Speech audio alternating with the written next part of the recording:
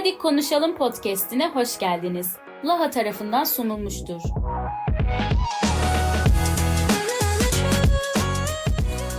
Laha, kadınların ve kız çocuklarının sağlık, esenlik ve güvenlikleri hakkında bilgi alabilecekleri açık çevrim içi bir platformdur.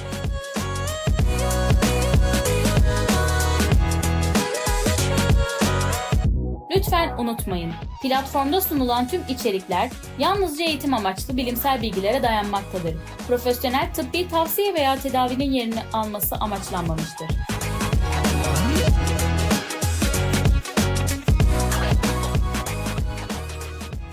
Benim adım Sayran ve bugün ergenliği harika geçirmenize yardımcı olmak için sizinle 3 ipucu hakkında konuşmak için buradayım. İpucu numara 1.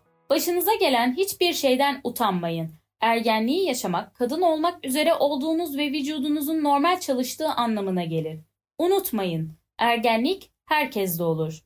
İpucu numara 2. Konuşabileceğiniz, güvendiğiniz birini bulun. Bu anneniz, kız kardeşiniz, kuzeniniz, büyükanneniz, teyzeniz veya en iyi arkadaşınızın annesi olabilir.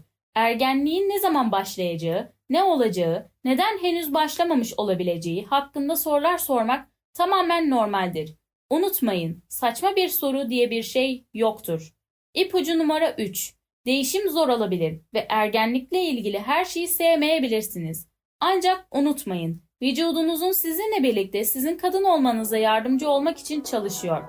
Bu kutlanması gereken bir şeydir.